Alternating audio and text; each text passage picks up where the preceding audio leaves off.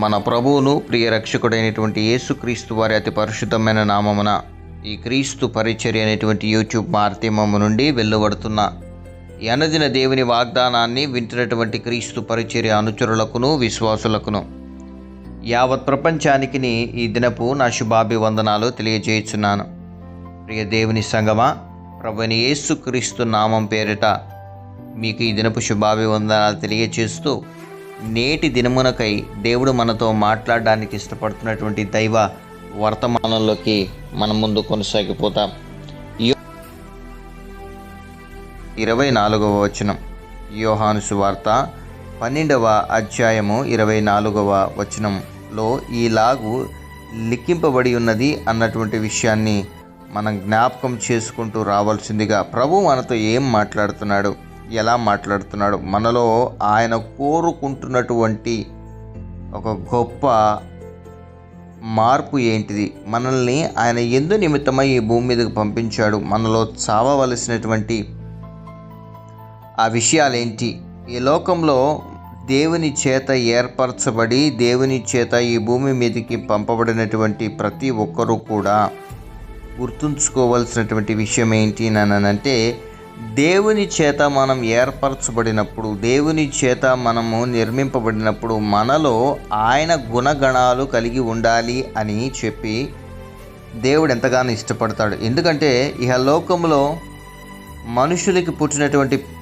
సంతానం ఏదైతే ఉందో, అంటే మనుషుల ద్వారా బయటికి వచ్చినటువంటి సంతానం ఏదైతే ఉందో, వాళ్ళలో అంటే వారి సంతానములో తల్లిదండ్రులకి సంబంధించినటువంటి కొన్ని అలవాట్లని పిల్లల్లో మనం చూస్తుంటాం. అంటే తండ్రికి ఉన్నటువంటి కోపం కానివ్వండి, లేదా తండ్రికి ఉన్నటువంటి అలవాట్లు కానివ్వండి, తండ్రి మాట్లాడగలిగినటువంటి నైపరితనం కానివ్వండి, లేదా తల్లికి ఉన్నటువంటి గుణగణాలు కానివ్వండి, తల్లికి ఉన్నటువంటి లక్షణాలు కానివ్వండి, తల్లి ఏ రకంగా కుటుంబాన్ని కాపాడుకుంటుందో, ఏ రకంగా ముందు విషయాలు తను ఆలోచించి ఇదిగో ఆపద ముందుగానే పసిగట్టి తన బిడ్డల్ని కాపాడుకుంటుందో, అటువంటి ఆలోచనలు, అటువంటి అలవాట్లు తనకున్నటువంటి శుభ్రత నిమిత్తమై కానివ్వండి, కొన్ని అలవాట్లని మనం బిడ్డల్లో చూస్తుంటాం, ఆ లక్షణాలని మనం గమనిస్తూ ఉంటాం. అదే రకంగా కొంతమంది పెద్దవారు చెప్తారు, నీ తండ్రికి ఏ రకమైనటువంటి కోపం ఉండిందో నీకు కూడా అదే రకమైనటువంటి కోపం ఉందరా, నువ్వు దాన్ని చాలా తగ్గించుకోవాలి. లేదా నీ తండ్రి ఎలాగైతే సెన్సిటివ్ పర్సనో, ఎలాగైతే ఆయన ఇతరులు ఆపదలో ఉన్నాడంటే సహాయం చేస్తాడో, నువ్వు కూడా అలానే ఇచ్చేస్తున్నావు. నీ తండ్రికి కలిగినటువంటి గుణగణాలు, నీ తల్లిదండ్రులకు ఏవైతే ఉన్నాయో గుణగణాలు, అవన్నీ నీలో మేము చూస్తున్నాం అనేటువంటి మాటని అనేక సందర్భాల్లో పలుకుతూ ఉంటారు. నేను ఎందుకు ఈ మాట చెప్తున్నానంటే, ప్రియ దేవుని సంగమా, దేవుని చేత ఏర్పరచబడినటువంటి మనలో కూడా ఆయనకు సంబంధించినటువంటి పోలికలు ఉండాలని ప్రభువు కోరుకుంటాడు. ఈ లోక సంబంధమైనటువంటి మనుషుల్లో జన్మించినటువంటి ఆ సంతానం ఏదైతే ఉందో, వారి బిడ్డలలో తల్లిదండ్రులకు ఉన్నటువంటి ఆ అలవాట్లను బిడ్డలకు కలిగినప్పుడు దాన్ని చూచి మనం ఎలాగైతే సంతోషపడుతుంటామో, అలాగే దేవునికి ఉన్నటువంటి మనస్సు, దేవునికి ఉన్నటువంటి ప్రేమ, దేవునికి ఉన్నటువంటి ఆ నిరీక్షణ ఏదైతే ఉందో, దాని నిమిత్తమై మనము ఈ లోకములో బ్రతుకుతుంటున్నప్పుడు దేవుడు మన మీద అత్యధిక కృపని కనుపరుస్తాడన్నటువంటి విషయాన్ని జ్ఞాపకం చేసుకోవాలి. యోహాను సువార్త 12వ అధ్యాయం 24వ వచనంలో, గోధుమ గింజ భూమిలో పడి చావకుండిన ఎడల అది ఒంటిగానే ఉండును, అది చచ్చిన ఎడల విస్తారముగా ఫలించును. ప్రియ దేవుని బిడ్డలారా, దేవుడు నిన్నొక పనికొచ్చేటువంటి ప్రయోజనకరమైనటువంటి పాత్రగా చేసినప్పుడు, ఆ పాత్రలో మంచి ఉండాలని దేవుడు నిర్ణయించినప్పుడు, మంచితో పాటు చెడు కలిసినప్పుడు, ఒక గోధుమ గింజని ఎలాగైతే మనం భూమిలోకి నాటినప్పుడు అది చావకుండా ఉంటే, అంటే అది చచ్చి ఫలించకుండా గనక ఉంటే అది అభివృద్ధి చెందదు. అదే రకంగా ఈ లోకములకి పంపబడినటువంటి మానవుడు కూడా పాపం చేత అంటుకట్టబడతాడన్నటువంటి విషయం ప్రభువుకు తెలుసు. పాపము చేత అంటుకట్టబడతాడు అని తెలిసిన తర్వాత, ఏదైతే నువ్వు దేవుని సొంత రక్షకుడుగా అంగీకరించినప్పుడు నీ పాత జీవితాన్ని చంపివేసుకోవడానికి రక్షణ బాప్తిస్మములోకి వస్తావో,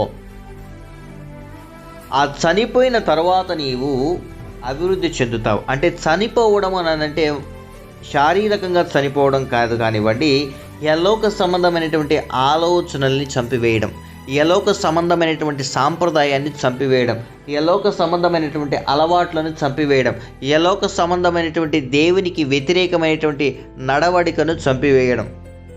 అది చావకుండిన ఎడల నువ్వు ఒంటరిగానే బ్రతుకుతావు. అవి నీకు ఒక సంతోషాన్ని అనుగ్రహిస్తాయి, కానీ తుదకు అవి నీకు ఒంటరి జీవితాన్ని అనుగ్రహిస్తాయి, ఇహలోక సంబంధమైనటువంటి అలవాట్లు. అందుకనే గోధుమ గింజనితో దేవుడు పోలుస్తున్నాడు ఈ మాటని. అది భూమిలో ఉన్నప్పుడు అది చావకుండిన ఎడల అది ఫలించదు. క్రైస్తవుడు భూమి మీద బ్రతుకుతుంటున్నప్పుడు ఇహలోక సంబంధమైనటువంటి పాపంతో అంటుకట్టబడతాడు, ఇహలోక సంబంధమైనటువంటి పాపంతో రాసి పడతాడు అన్నటువంటి విషయం దేవునికి తెలిసి వాడి అలవాట్లని చంపుకోవడానికి ఇష్టపడినప్పుడు, అవి చచ్చినప్పుడు ఖచ్చితంగా ఫలిస్తాడు. అనేక మందికి ప్రయోజనకరంగా మారుతాడు, అనేక మంది కుటుంబాలని ఆదుకునేవాడుగా మారుతాడు, అనేక మందికి ఒక మార్గదర్శిగా మారుతాడు. ఈ దినాన నీవు ఫలించకపోవడానికి కలిగిన కారణము, నీవు ఒంటిగా ఉండడానికి కలిగిన కారణము, నీవు ఈ దినాన చీకటిలో నివసించడానికి కలిగినటువంటి కారణము, నీ లోపల నాటబడినటువంటి నీ అంతరాత్మకు అంటుకున్నటువంటి పాపాన్ని ఇంకా నువ్వు చంపివేయలేదు. రక్షణ బాప్తిస్మము పొందావు, కానీ నీ లోపల నాటబడినటువంటి ఆత్మ ఏదైతే ఉందో అది సంపూర్తిగా పాపముతో అంటుకట్టబడి ఇంకా మురికితో భ్రష్టత్వంతో ఉందేమో. అందుకే ఇంకా నువ్వు ఫలించలేనటువంటి స్థితిలో ఉన్నావేమో. ప్రియ సహోదరి సహోదరుడా, ప్రభు నీతో మాట్లాడుతున్నాడు ఇది నాన్న. ప్రభు నిన్ను నన్ను దర్శిస్తున్నాడు ఇది నాన్న. గోధుమ గింజ ఎలాగైతే అభివృద్ధి చెందడానికి అది చావాలో భూమిలో, క్రైస్తవుడు అభివృద్ధి చెందాలి అనంటే వాడి పాత జీవితం చచ్చిపోవాలి, వాడి రోత జీవితాన్ని సమాధి చేయాలి. అప్పుడు మాత్రమే క్రైస్తవుడిలో ఒక అభివృద్ధిని మనం చూడగలుగుతాం.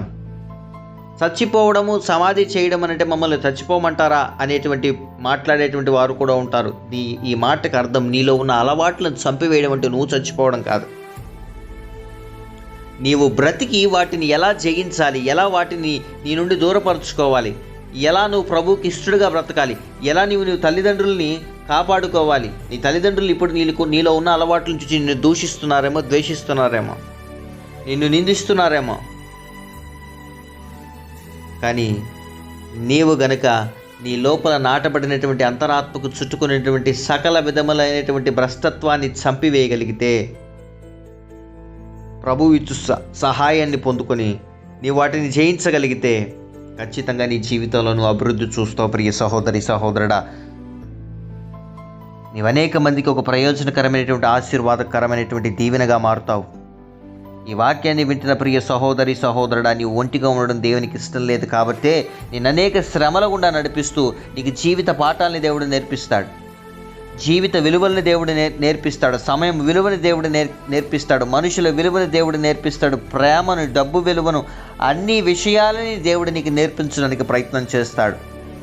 అందులో ఉన్నటువంటి మెలకువల్ని నీవు అర్థం చేసుకొని ప్రతి విషయాన్ని నీవు గ్రహించి నీకు వాటన్నిటినీ కూడా అనుగుణంగా మార్చగలిగినటువంటి దేవుని వైపు, దేవుని మీద కనుక నీవు ఆనుకోగలిగితే, ఆ న్యాయ పాఠాలని ఏ దేవుడైతే నీకు నేర్పించాడో, ఆ న్యాయ పాఠాలని ఏ దేవుడైతే నీకు అనుగ్రహించాడో, ఆ న్యాయ పాఠాలని ఏ దేవుడైతే నీ చేతికి అందించాడో, వాటిని ఎలా ఉపయోగించాలో కూడా ఆయన నీకు నేర్పిస్తాడు. కానీ నీ లోపల నాటబడినటువంటి అంతరాత్మకు చుట్టుకున్నటువంటి సకల విధములైన ఆలోచనలైతే దేవుడు నీ జీవితంలో కార్యం చేస్తాడు, నీవు అభివృద్ధి చెందుతావు. ప్రియ సహోదరి సహోదరుడా, కాబట్టి ఈ వాక్యాన్ని విన్న ప్రతి ఒక్కరూ కూడా సాత్వికమైనటువంటి మనస్సుతో దేవుని మీద ఆధారపడి, దేవుని మీద ఆనుకొని గొప్పవారిగా మీరు మారి అనేక మందితో బలా నమ్మకమైనటువంటి దాసుడా, నీవు నమ్ముకున్నటువంటి దేవుడు నేను ఆశీర్వదించాడనేటువంటి విషయాన్ని మీరు వినవలసిందిగా, అటువంటి గొప్ప కార్యాన్ని మీ జీవితంలో చూడవలసిందిగా ప్రభు కోరుకుంటుండగా, మీ లోపల నాటబడినటువంటి అంతరాత్మ ఏదైతే ఉందో దానికి అంటుకట్టబడిన సకల విధమైన పరిస్థితులు మీరు విసర్జించి ప్రభువుకు దగ్గర కావాల్సిందిగా కోరుకుంటూ మీకోసం నేను ప్రార్థన చేయబోతుంటట్టుగా ప్రార్థనలో ఏకీభవిద్దాం. ప్రార్థన. మహాపరిశుద్ధుడును, మహోన్నతుడును, సర్వోన్నతుడును నిత్య నివాసి అయినటువంటి మా ప్రియ పరలోకపు రాజా, నీ ఘనమైన శ్రేష్టమైన నామానికి స్తుతులు స్తోత్రాలు వందనాలు. ఈ క్రీస్తు పరిచర్య అనేటువంటి యూట్యూబ్ మాధ్యమం నుండి వెలువడిన అనుదిన దేవుని వాగ్దానాన్ని వింటున్న ప్రతి బిడ్డని ఆశీర్వదించమని ప్రార్థన చేస్తున్నాం. వారి లోపల నాటబడిన అంతరాత్మకు ఏదైతే ప్రవణని చిక్కులు చికాకులు ప్రవణని ఇహలోక సంబంధమైన ఆలోచనలు అంటుకట్టించి వారి జీవితాల్ని నాశనం చేయాలని ప్రయత్నం చేస్తున్న దురాత్మ చీకటి అంధకార సమూహాల నుండి బిడ్డలకు విడుదల కలుగును గాక. ఇది దిన దీవెలతో బిడ్డల్ని నింపి నడిపించండి. బిడ్డల ప్రయాణ మార్గంలో ఉన్నట్లయితే సురక్షితమైన ప్రయాణ మార్గాన్ని గ్రహించండి. బిడ్డల జీవితాల్లో ప్రవణ ఆశీర్వాదకరమైనటువంటి దీవెనలను కుమరించమని ప్రార్థన చేస్తున్నాం. బిడ్డ జీవితాల్లో ప్రవణ వివాహ దినాలు, జన్మదినాలు, బ్యాప్టిజం డేస్ జరుపుకుంటున్నట్లయితే ఆయా బిడ్డల తలల మీదకి ఆశీర్వాదాల దీవెనల్ని మెండుగా కుమరించమని ప్రార్థన చేస్తున్నాం. పరిశుద్ధాత్మదేవ, ఈ దిన దీవెలతో నింపి నడిపించండి. పరిశుద్ధాత్మదేవ, చాలు దేవుడిగా ఉండి కాపాడండి. పరిశుద్ధాత్మదేవ, అనేక పరిస్థితుల నుండి ప్రభానైనా బిడ్డలకి విడుదలని ఉపశమనాన్ని అనుగ్రహించమని ప్రార్థన చేస్తున్నాం. ఎంతమందితో అయితే ఈ అనుదిన దేవుని వాగ్దాన్ని బిడ్డలు షేర్ చేస్తున్నారు, ఈ ఛానల్ని లైక్ చేస్తున్నారు, సబ్స్క్రైబ్ చేస్తున్నారు. బిడ్డలు ఆశీర్వదింపబడి దీవింపబడదురుగాక. అయా, నీ శుభములు దీవెన బిడ్డల మీదకి ప్రకటించమని ప్రార్థన చేస్తున్నాం. మా సేవలో మాకు ఆటంకంగా లేస్తున్న ప్రతి పరిస్థితులను యేసు నామములో బంధిస్తున్నాం ప్రభా.